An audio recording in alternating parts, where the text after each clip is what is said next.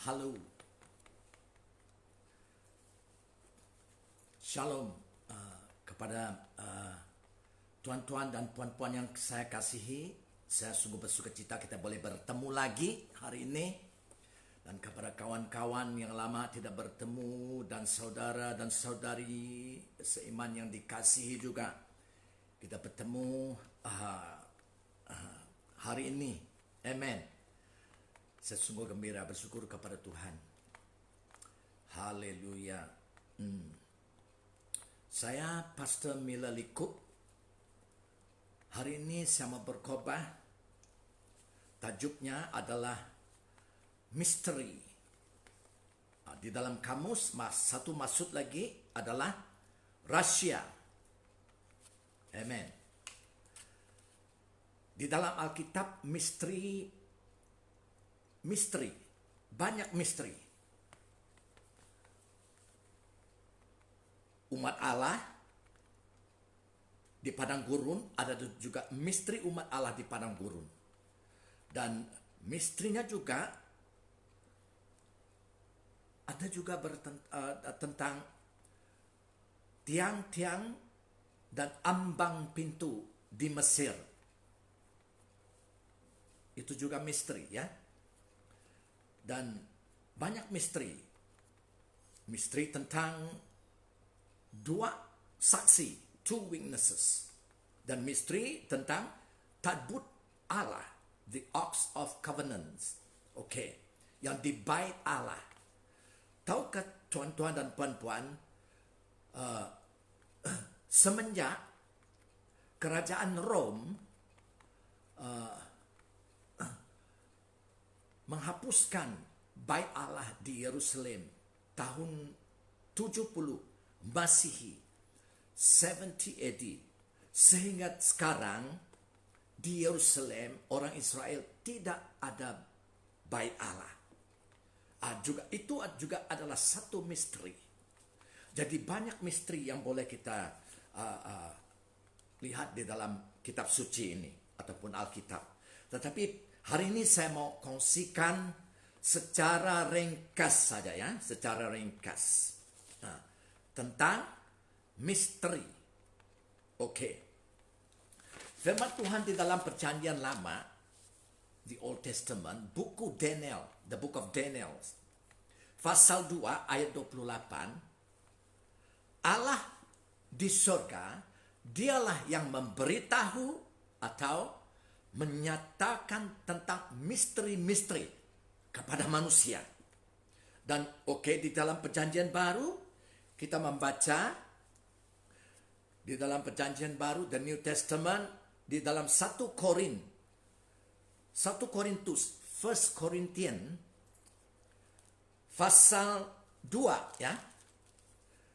Tulis yang mengambil nota, ayat 1 sehingga 16. Tetapi saya akan membaca beberapa ayat, ya, yang mau saya kongsi. Oke. Surat 1 Korintus ini adalah ditulis Rasul Paulus kepada gereja Korin. Dan dia mengatakan di dalam surat itu kepada gereja di Korin, pertama kali saya datang kepada kota Korin, saya datang dengan penuh kelemahan dan gentar. Dan bahasa saya, perkataan saya, pemberitaan Injil saya, bukan saya berita dengan hikmat manusia, tetapi dengan kuasa Roh Kudus. Dengan kuasa Roh Kudus. Itu kuncinya. Itu penting. Untuk memberitakan Injil, yaitu berita baik tentang Yesus Kristus, kita perlu Roh Kudus. Kuasa Roh Kudus. Kenapa? Karena Roh Kuduslah yang menginsafkan manusia. Roh Kuduslah yang menyelamatkan manusia dari dosa-dosa. Roh Kuduslah yang menyembuh manusia dari penyakit-penyakit. Roh Kuduslah yang membebas manusia dan memberikan manusia sebagai orang yang baru. So pentingnya di sini. Itu sebab Paulus mengatakan, saya datang dengan kelemahan bukan dengan kebijaksanaan manusia, tetapi dengan kuasa Roh Kudus. Amen. Dan dia mengatakan juga supaya imanmu, ya, jangan bergantung pada hikmat manusia, tetapi kepada kuasa Allah. Nah, dan ayat 6 saya bacanya, sesungguh pun demikian kami memberitakan hikmat. Ada hikmat juga dari firman Tuhan. Ada hikmat juga daripada kita yang percaya kebijaksanaannya. Hikmat di kalangan siapa? Di kalangan mereka yang telah matang. Telah matang berartinya Kristen yang matang. Makin sehari mereka makin menjadi seperti Yesus Kristus. Kehidupan Yesus Kristus. Amen. Jadi dia mengata firman Tuhan ini mengata, kami juga memberitakan hikmat di kalangan mereka yang telah matang. Yaitu hikmat yang bukan dari dunia. Dan yang bukan dari penguasa-penguasa di dunia ini atau penguasa-penguasa yang akan ditiadakan. Ayat 7, tetapi yang kami beritakan ialah hikmat Allah. Itu penting. Hikmat dari surga yang tersembunyi, tertutup ya, dan rahasia ataupun misteri dalam bahasa yang lain. Yang sebelum dunia dijadikan telah disediakan Allah bagi kemuliaan kita. Wah, siapa kemuliaan kita? Siapa kita? Kita murid Yesus. Kita yang percaya, semua yang percaya pada Yesus. Amen. Firman Tuhan mengatakan, sebelum dunia jadi, wah, sebelum kamu dan saya dicipta, Allah sudah menyediakan hikmatnya yang tersembunyi, misteri untuk kemuliaan kita. Siapa? Kepada kita yang percaya pada Tuhan. Yes. Jadi kemudian ayat 9. Apa yang tidak pernah dilihat oleh mata, yang tidak pernah didengar oleh telinga, yang tidak pernah timbul di dalam hati manusia.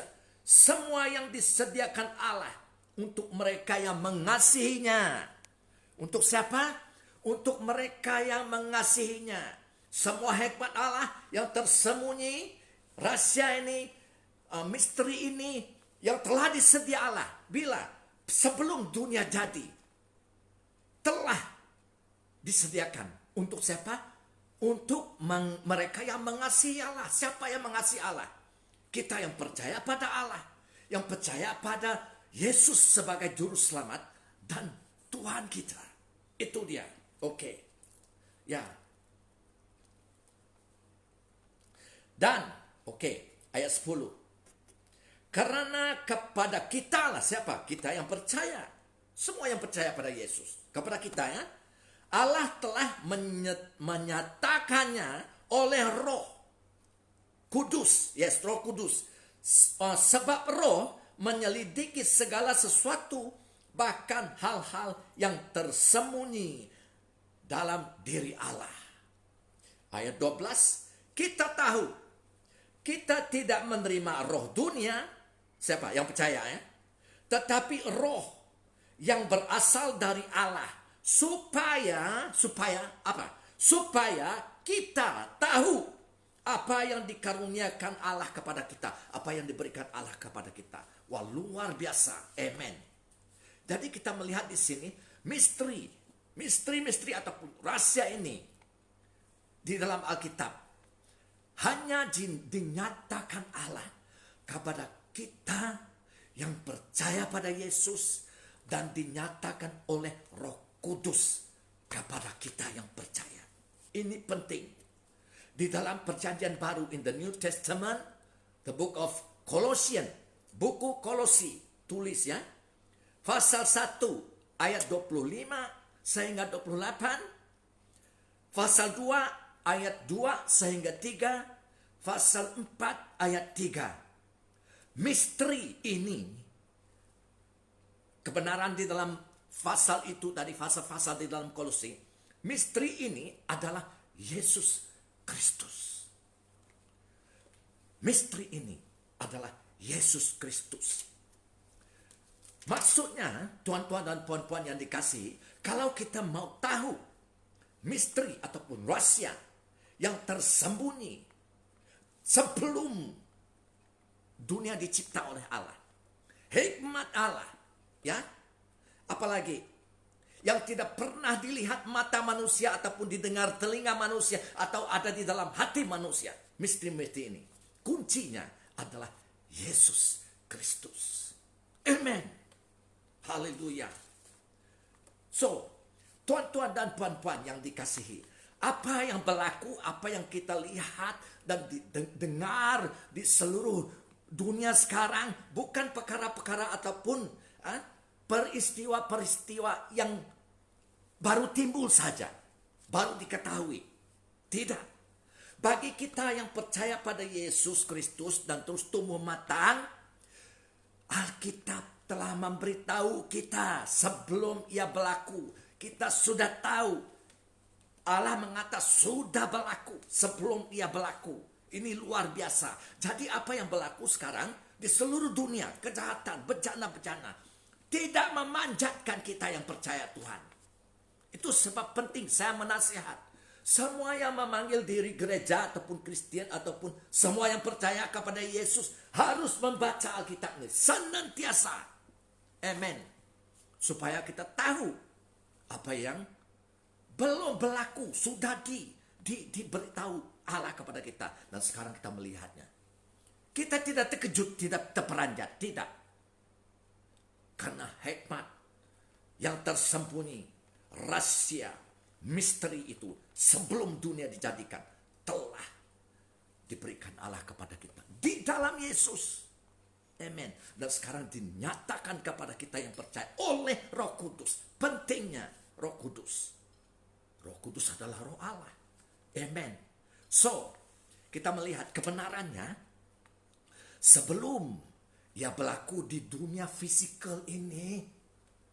Pada Allah dia sudah berlaku di dalam dunia rohani. Yes. Allah telah memberitahu tentang semuanya ini yang sedang berlaku, yang akan berlaku di dunia ini nanti. Ini adalah misteri-misteri dari Allah. Saya mau membaca daripada Yesaya 42 pasal 42, Isaiah, the book of the New Old Testament. Yesaya 42 ayat 9. Oke. Ini diberitahu Allah kepada nabinya Yesaya, Isaiah.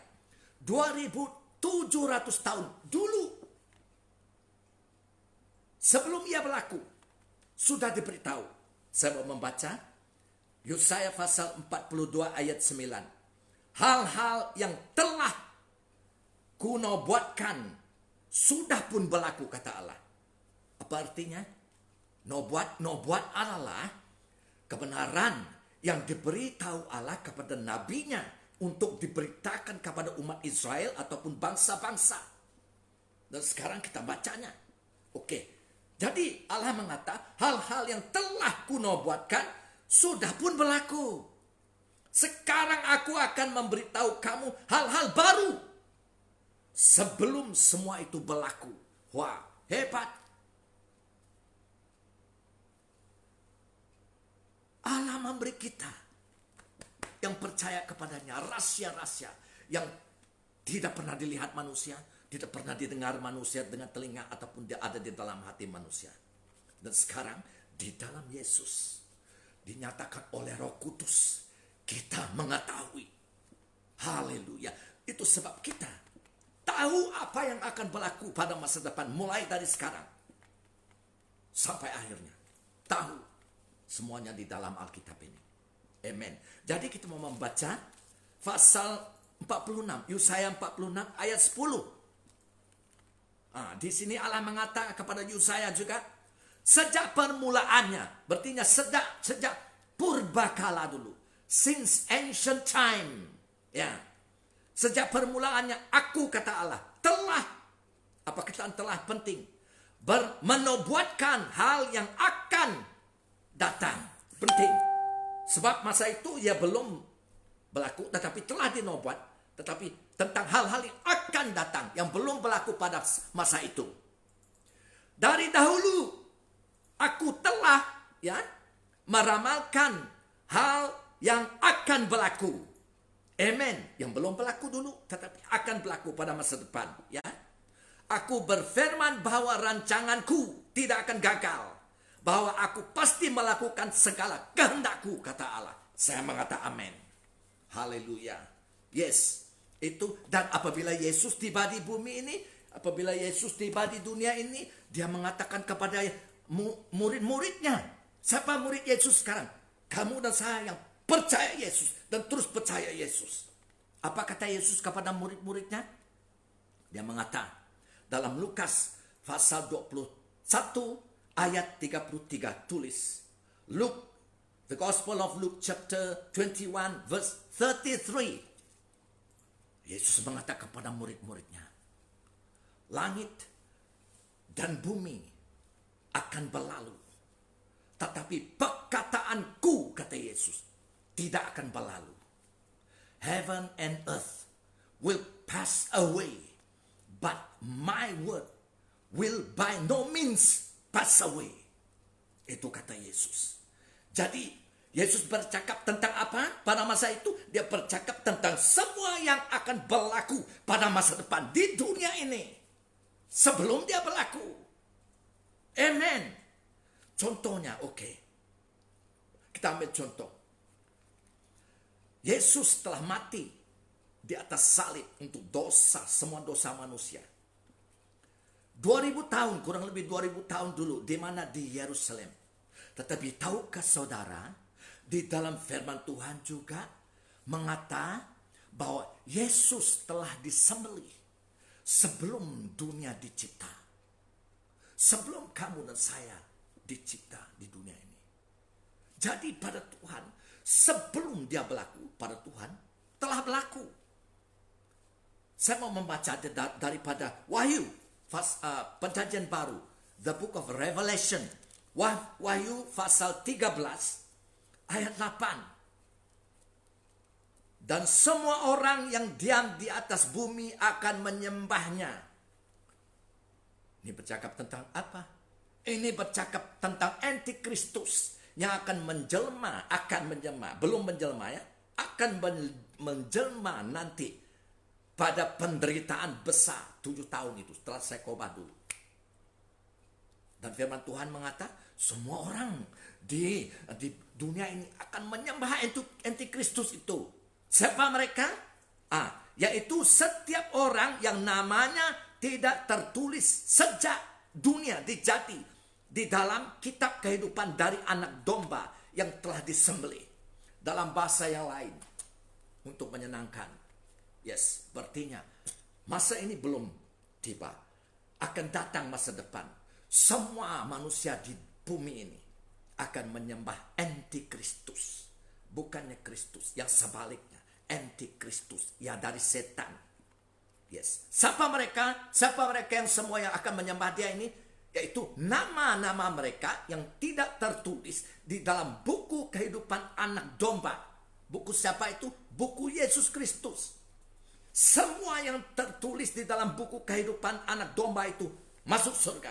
Tetapi kalau nama kita tidak ditemui di dalam buku anak domba itu, karena kita tidak percaya dan menolak Yesus, kita masuk neraka. Senang. Amen. Jadi semua nama orang manusia yang tidak tertulis di dalam buku Yesus akan menyembah Antikristus. Dan firman mengatakan di sana, Yesus anak domba yang telah disembelih sebelum dunia dicipta. Sebelum dunia dicipta, Yesus telah disalib. Mengerti? Tiada mengerti. Kecuali oleh Roh Kudus. Jadi, sebelum kita melihat dan sebelum dia berlaku pada Allah, dia telah melihat, sudah berlaku. Luar biasa. Ini misteri. Hanya boleh dimengertikan, seperti saya kata tadi, Roh Kudus yang memberitahu dan menyatakan kita. Ini kebenaran Tuhan. Kita melihatnya, kita percaya dan terus percaya. Dia mengubahkan kehidupan kita. Kita menjadi orang ajaib. Haleluya. Jadi misteri-misteri ini di dalam hal kita adalah kebenaran yang tersembunyi, tertutup, dan sekarang dinyatakan oleh Roh Kudus kepada kita yang percaya, kepada gereja, kepada Kristen yang benar, kepada murid-murid Yesus, kepada anak-anak Allah yang benar. Namanya, gelarannya banyak, tetapi sama maksudnya. Kita yang percaya pada Yesus. Amen. Jadi, kita melihat di dalam Lukas pasal 21 ayat 9 sehingga 11. Dan tulis juga ayat 33.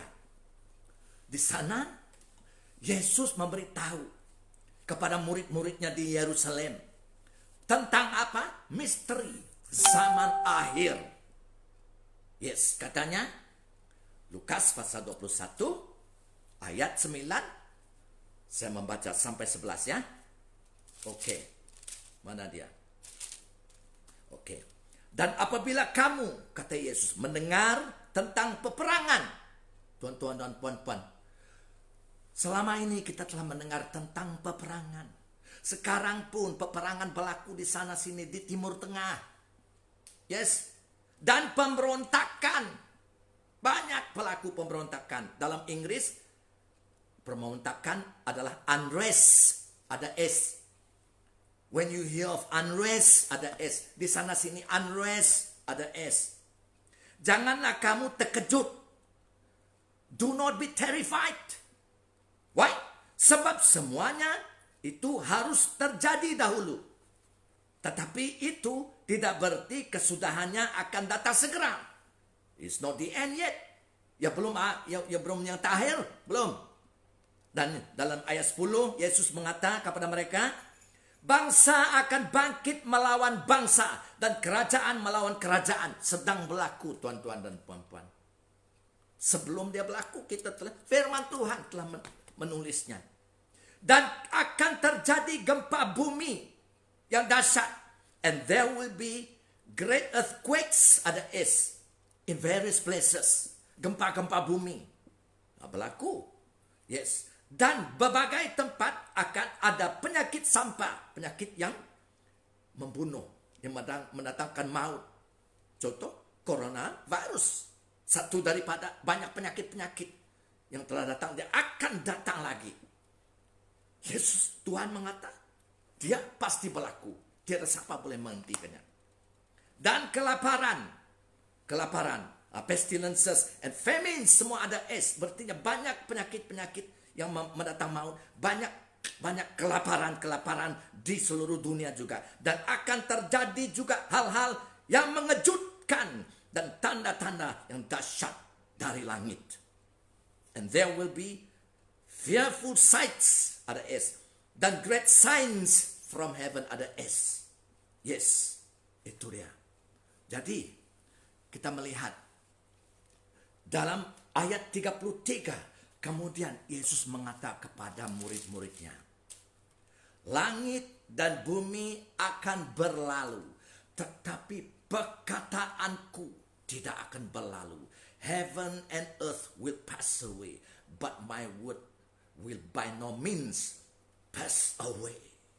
Yesus telah mengatakannya. Dan di dalam Matius pasal 24 ayat 25, Yesus mengatakan kepada muridnya, siapa muridnya sekarang? Kita yang percaya. Aku telah mengatakan semua ini kepada kamu sebelum perkara itu berlaku. Apakah perkara-perkara itu?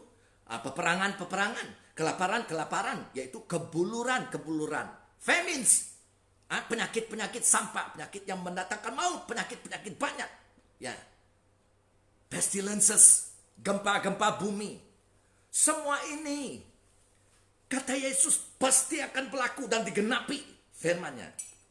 Tidak satu pun tidak berlaku. Jadi sekarang, tuan-tuan dan puan-puan, kamu dan saya sedang merasainya dan melihatnya sekarang berlaku di merata dunia. Beberapa hari yang lalu, 1 minggu ataupun 2 minggu sampai sekarang saya tidak berapa ingat, di dalam YouTube ya, saya melihat berita news ya yang mengatakan natural disasters, dalam bahasa Melayu bencana alam semula jadi Apa itu? Banjir-banjir yang dahsyat sekali. Ah, merusak banyak daerah di dunia ini. Ya, begitu deras aliran air itu menghanyutkan kereta-kereta, bus, dan rumah-rumah runtuh berserta dengan lumpur tanah-tanah runtuh. Banjir-banjir di mana? Di Austria, Germany, Iran, Oman, Saudi Arabia. Apa? Iran, Oman, Saudi Arabia. Yang saya tahu, saudara, selama ini tempat-tempat ini jarang-jarang ada hujan. Tetapi pula sekarang bukan hanya hujan, banjir yang merosakkan banyak kawasan. Di negara-negara ini, di mana lagi? Switzerland, India, Italy, Nigeria, Poland, England, Indonesia, Turki. Saya bukan menyebutnya dengan begitu gembira, sedih sekali. Dan di Rusia bukan hanya banjir, tetapi kebakaran di sana sini. Nyamuk menyerang, memenuhi udara. Apalagi dust storm, ribut debu, tornado. Apa itu tornado? Puting beliung. Di China banjir-banjir, kebakaran dan puting beliung. Di California kebakaran. Di Ukraine puting beliung. Meksiko puting beliung. Di Pakistan taufan, ribut taufan. Di Athens, Greece kebakaran. Di France, USA, hails, yaitu hujan batu jatuh daripada langit sebesar sebiji telur ayam dan merosakkan banyak kendaraan, rumah dan tanaman dan kawasan. Ya, dan Abu Dhabi, Algeria, fire, kebakaran. Dan news itu mengata semua ini adalah natural disaster. Di dalam kamus natural, bahasa yang lain maksudnya di dalam kamus juga normal. So natural or normal disaster. Tetapi tuan-tuan dan puan-puan, menurut Alkitab semua ini bukan natural, semua ini tidak normal. Ini abnormal. Kematian pun tidak normal. Allah tidak mencipta kita untuk mati. No. Itu abnormal. Tetapi kenapa? Manusia tidak mengerti, tidak mengetahui. Ini misteri. Oke. Kenapa dia tidak normal?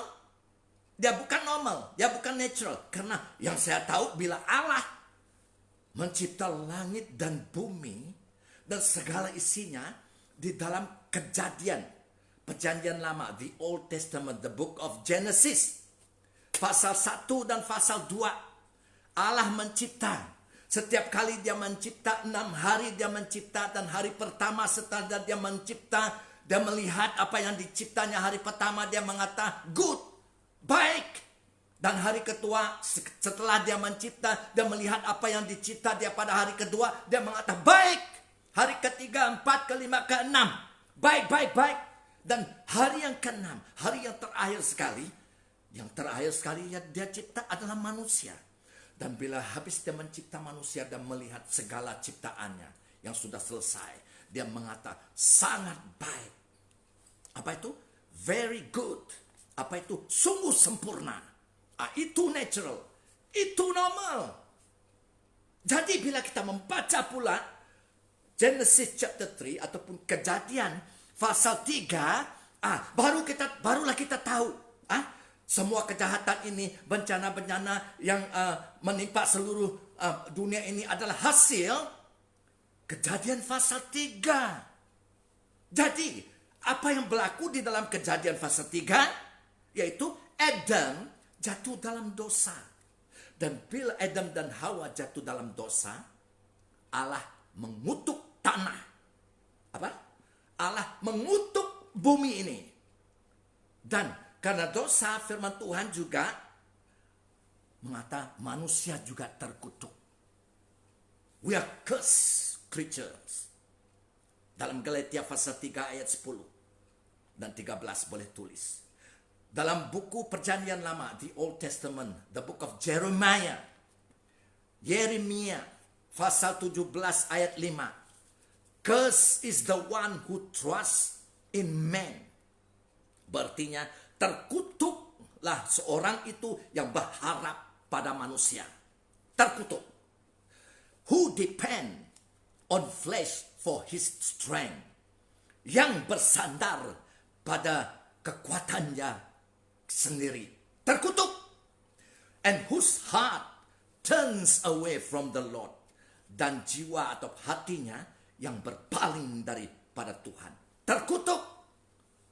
Tetapi ayat 7 mengata, but blessed is the man who trusts in the Lord. Tetapi diberkatilah manusia yang berharap ataupun percaya pada Tuhan. Whose confidence is in him. Yang keyakinannya adalah pada Tuhan. Diberkati. Diberkati. Amen. Jadi bumi ini di dalam Kejadian pasal 3 karena Adam, bumi ini dikutuk dan manusia terkutuk. Dan kita membaca Kejadian pasal 4 ini secara ringkas ya. Genesis chapter 4. Satu pasal saja. Only one chapter after chapter 3. Kita sudah membaca pembunuhan yang pertama di bumi ini. Siapa yang membunuh? Anak Adam yang bernama Cain. Membunuh siapa? Adiknya sendiri Abel. Kenapa? Karena dia cemburu. Dia benci. Karena penyembahan dia kepada Allah ditolak Allah.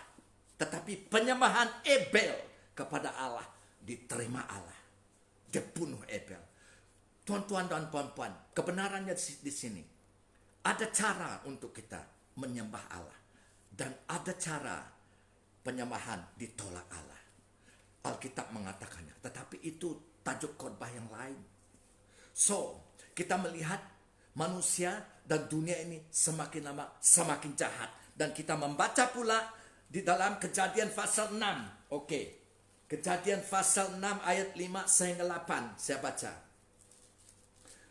Kejadian, the book of Genesis, Old Testament. Perjanjian lama.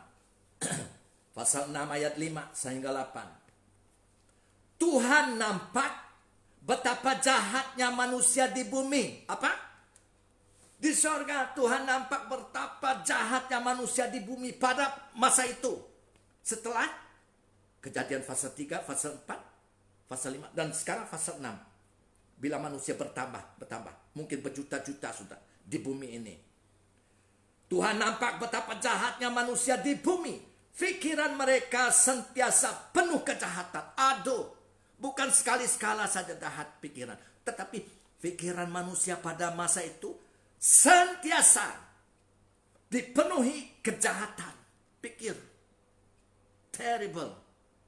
Oleh itu Tuhan menyesal karena sudah menjadikan manusia dan menempatkan mereka di bumi. Tuhan begitu kecewa sehingga dia berfirman, aku akan membinasakan manusia yang sudah kuciptakan itu. Dan juga semua binatang serta burung. Karena aku menyesal menciptakan manusia. Perkataan yang paling sedih di dalam Alkitab. Bagi saya.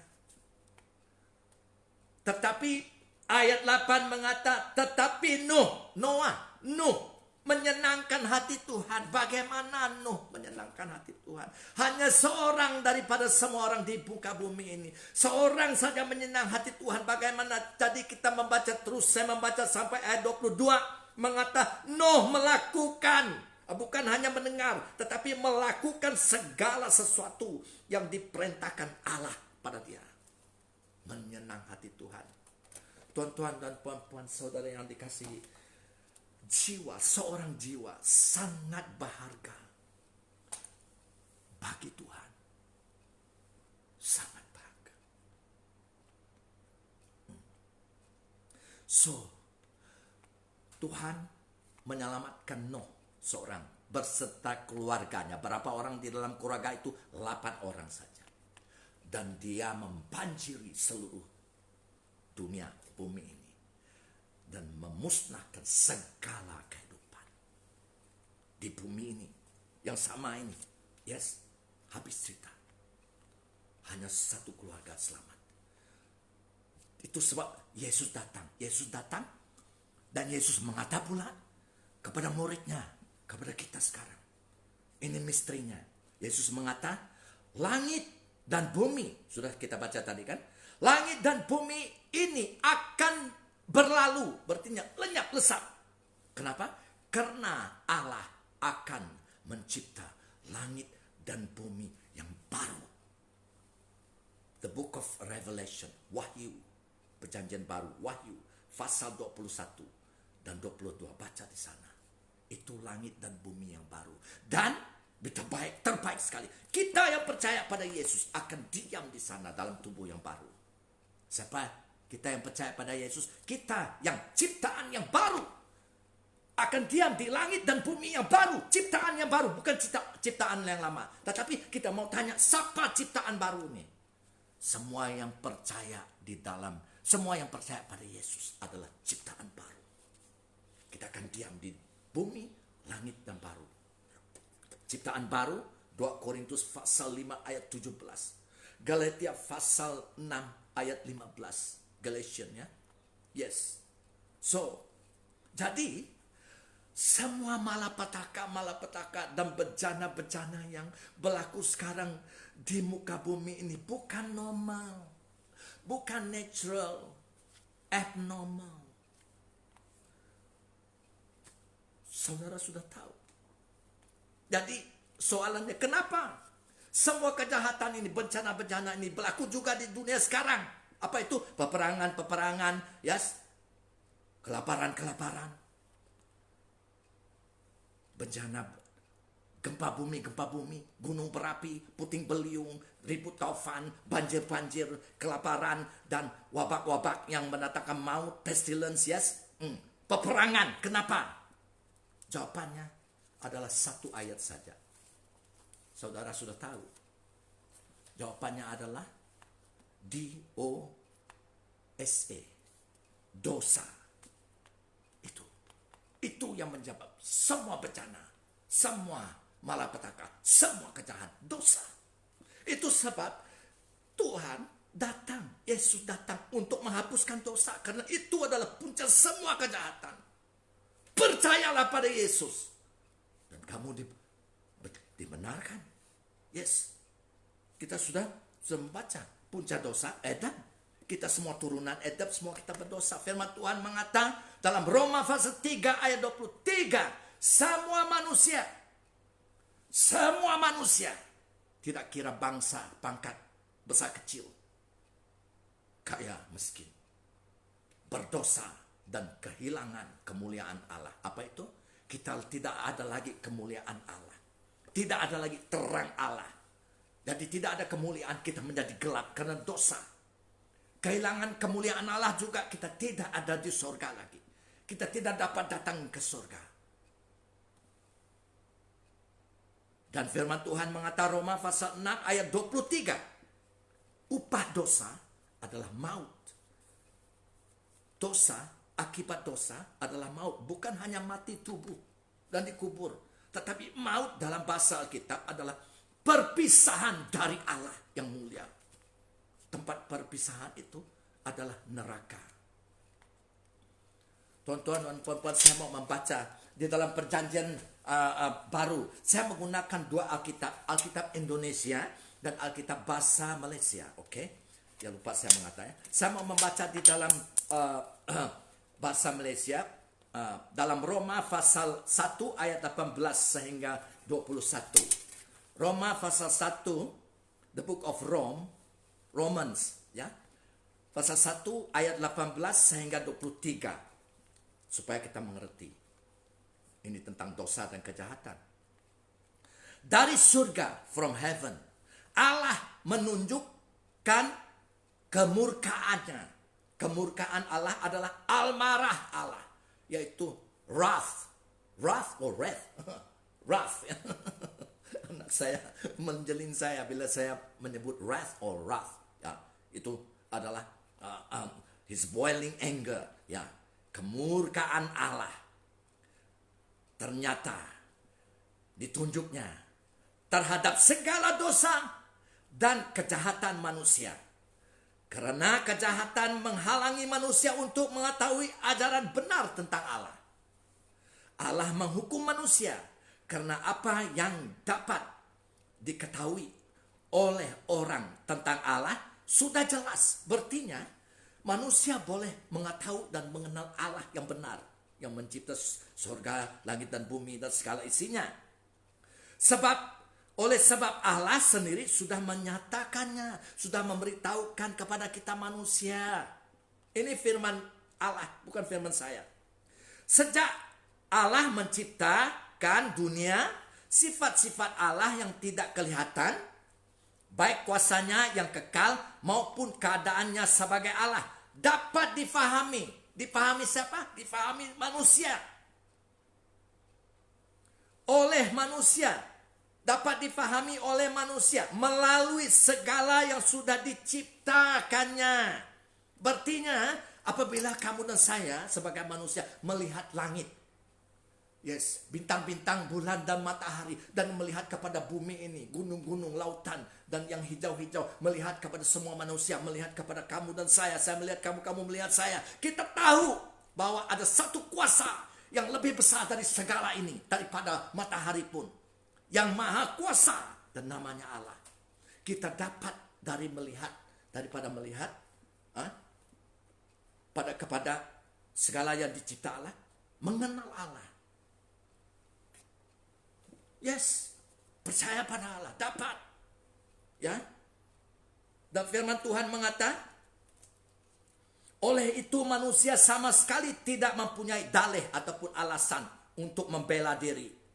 Mereka mengenal Allah. Ini firman Tuhan mengatakan, manusia mengenal Allah. Tetapi mereka tidak menghormati Dia sebagai Allah.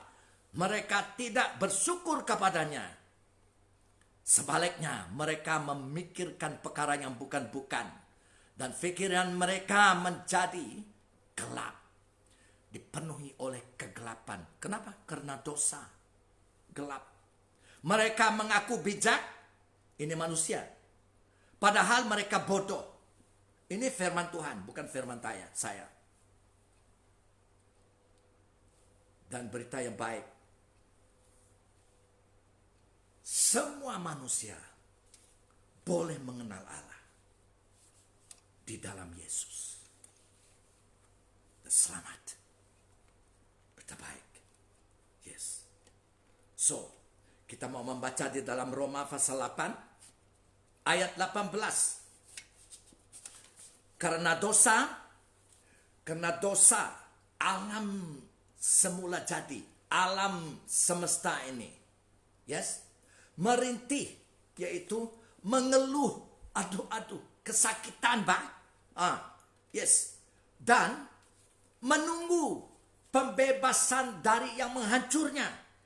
Berartinya, tuan-tuan dan puan-puan, seluruh alam semesta ini, alam semula jadi ini, hidup. Oke, mari kita membaca ya. Oke.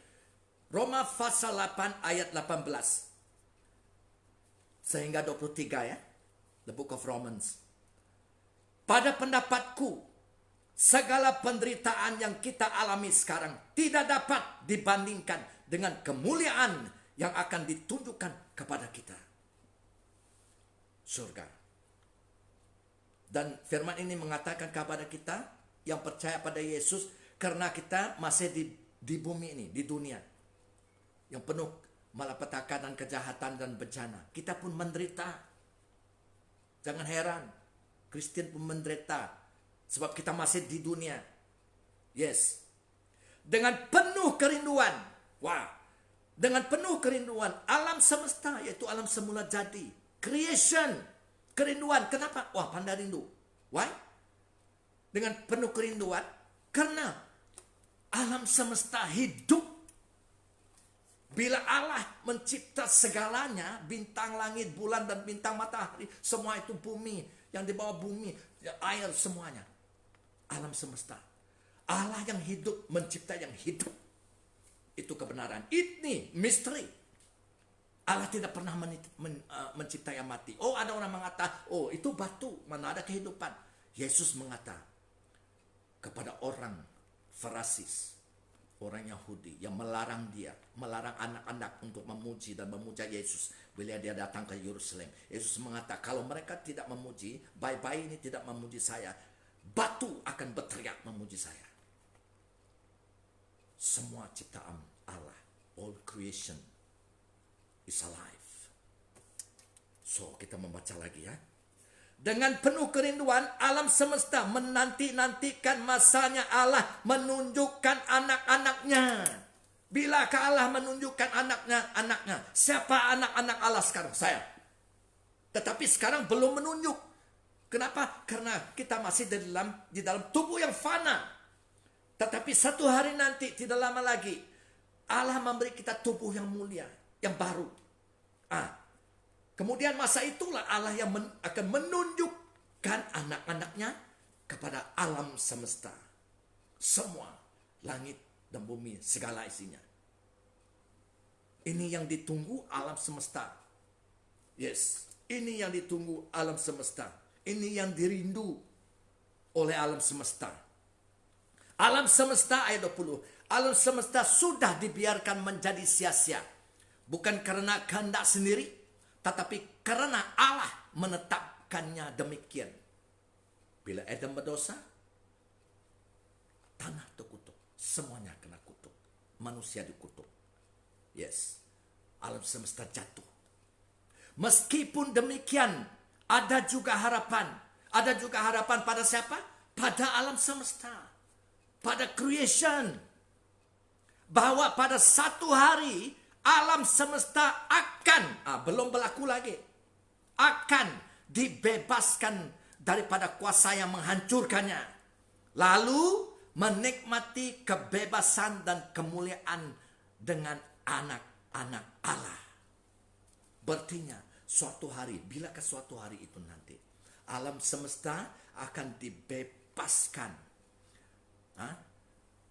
Menikmati kebebasan dan kemuliaan bersama dengan anak-anak Allah kita di dalam tubuh baru kita. Bila itu berlaku, ini yang ditunggu, ini yang dirindui oleh alam semesta. The whole creation is looking forward, eagerly waiting for this moment when the sons, children of God is revealed.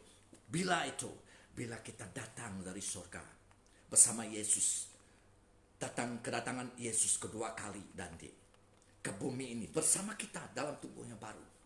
Pada saat itulah Allah menyatakan, ini anak-anak-anakku.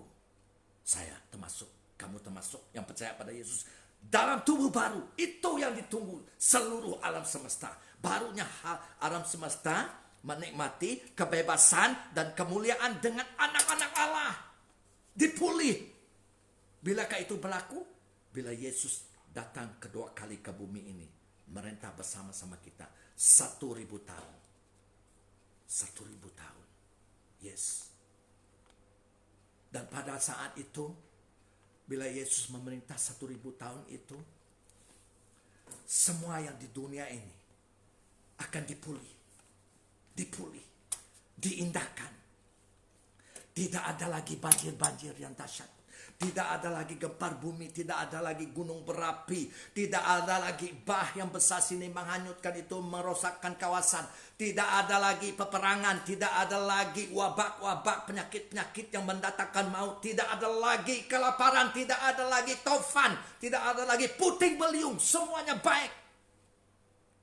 Patutlah dalam bahasa Inggris, pemerintahan Yesus 1.000 tahun itu bersama dengan kita dalam tubuh yang baru, anak-anaknya Allah. Dipanggil the Millennium Kingdom. Millennium artinya future period of great happiness for everyone. Yaitu masa depan yang bahagia sekali untuk semua orang. Wow, I'm looking forward. Yes. So Yesus telah mengatakannya dan pasti akan berlaku. Amen. Yes. Tetapi sekarang, tuan-tuan dan puan-puan kita yang percaya pada Yesus, gereja Tuhan, masih di dunia yang penuh oleh penderitaan juga. So kita juga menderita. Tetapi berita baik, Immanuel. Immanuel apanya? Apa arti Immanuel? Immanuel adalah Allah menyertai kita. Allah di dalam Roh Kudus di dalam kita. Dan Yesuslah yang menjaga kita, melindungi kita, memelihara kita. Sampai ini yang kita tunggu. Yes, pengangkatan yang akan berlaku bila-bila masa dari sekarang. Kita akan diangkat dan diberi tubuh baru. Dan dibawa Yesus ke surga dulu. 7 tahun di sana. Baru dia kembali dalam kedatangannya kedua kali ke bumi ini. Untuk memerintah 1000 tahun itu. Telah saya beritakan tadi.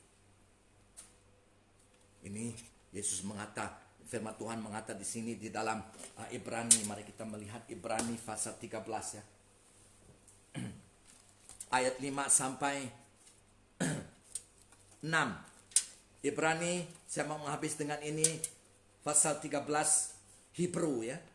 In the New Testament, Book of Hebrew, pasal 13 ayat 5 dan 6. Janganlah kamu, ini kepada Kristen, kepada kita yang percaya pada Tuhan. Yes, janganlah kamu menjadi hamba uang. Berartinya cintakan uang, jangan. Kita harus cinta Yesus. Uang kita perlu, no problem. Yes. Dan cukupkanlah dirimu dengan apa yang ada padamu. Berartinya berpuas hatilah dengan apa yang ada pada kita. Be content. Itu bahasa Inggris. Karena Allah telah berfirman. Ya. Dia kata, aku sekali-kali tidak akan membiarkan engkau. Dan aku sekali-kali tidak akan meninggalkan engkau. Dia mengatakan kepada siapa? Kita yang percaya pada Yesus. Sebab itu dengan yakin kita dapat berkata, Tuhan adalah penolongku. Aku tidak akan takut. Apakah yang dapat dilakukan manusia terhadapku? Haleluya. Yes. Amen. Ya. Jadi kita mau memberi kemuliaan, segala hormat, pujian, syukur, kekuatan, kuasa, kemuliaan bagi Tuhan Yesus. Yes, karena dia telah menyatakan, memberitahukan kepada kita yang percaya padanya oleh Roh Kudus misteri ini. Amen. Tuhan memberkati. Bersukacitalah dalam keselamatan Tuhan. Amen. Kita bertemu lagi